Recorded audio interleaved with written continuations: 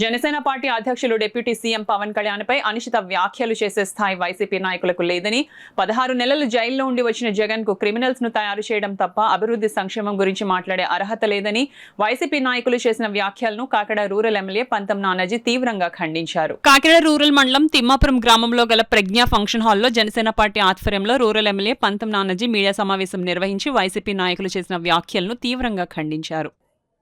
దానికి ఇప్పుడు కొత్త పన్నాగం ఏంటంటే ఈ రెండు పార్టీలు కలిసి ఉన్నాయి. ఈ రెండు పార్టీలు ఎందుకు కలిసాయి?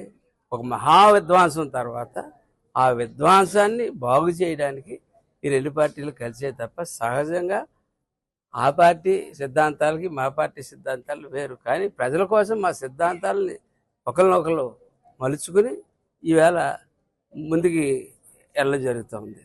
అటువంటి కార్యక్రమంలో ఈయన చెప్తా ఉన్నాడు ఏంటంటే 4 కార్పొరేషన్ చైర్మన్లు 4 ఎమ్మెల్యేలకు 10 మంది గన్మెన్లు ఇచ్చేస్తే అయిపోయిందా అని చెప్పి ఆయన ఇంటికాడ తోట తిమ్మతులు గారు పెట్టి అభివృద్ధి ఏం చేశారు మీరు అని చెప్పి అడుగుతా ఉన్నాడు. అభివృద్ధి గురించి నీకేం తెలుసు? అభివృద్ధి గురించి నేను చెప్తాను, ఆలోచించండి. మీరు డిస్ట్రాక్షన్కి మొదటి పేరు.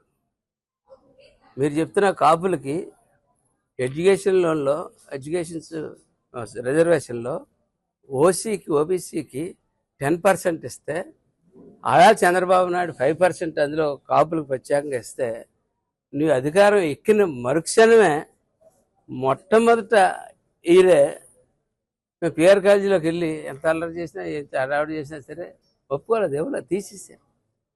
మీరు కాపుల గురించి మాట్లాడుతున్నారు, కాపుల గురించి ఒక మీటింగ్ పెడుతున్నారు.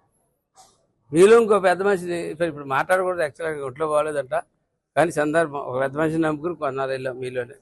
ఆయన పేరు ఏకంగా ఇంటి కులమే మార్చేసుకున్నాడు ఆయన.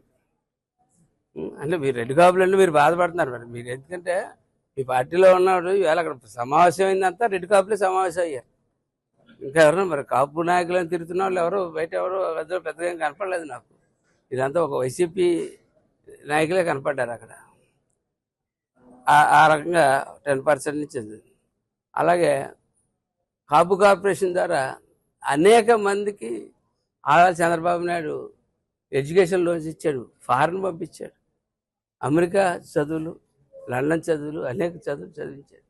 అంటే చంద్రబాబు నాయుడు ఆయనకు అవకాశం వచ్చింది చేశాడు. మీకు అవకాశం వచ్చినట్టు మీరు చేయలేకపోయారు. ఈవేళ పవన్ కళ్యాణ్ అన్ని కులాలకి అవకాశం వచ్చింది, అన్ని కులాలకి చేస్తున్నారు. చేస్తుంటే పవన్ కళ్యాణ్ అన్న అతన్ని పొడి చేయడానికి, వెనక నుంచి పొడి చేయడానికి 16 నెలలు జైల్లో ట్రైనింగ్ అయ్యి వచ్చినటువంటి ఒక నేరస్తుడి దగ్గరికి మీరు చేరి ఈ రాష్ట్రంలో అనేక వేల మంది క్రిమినల్స్ తయారు చేసినటువంటి పార్టీ మీ పార్టీ. ఈవేళ వాళ్ళ పిల్లలను కూడా స్కూల్కి పంపించుకోలేని పరిస్థితి, వాళ్ళ పిల్లలను ఉద్యోగాలకు పంపించుకోలేని పరిస్థితి.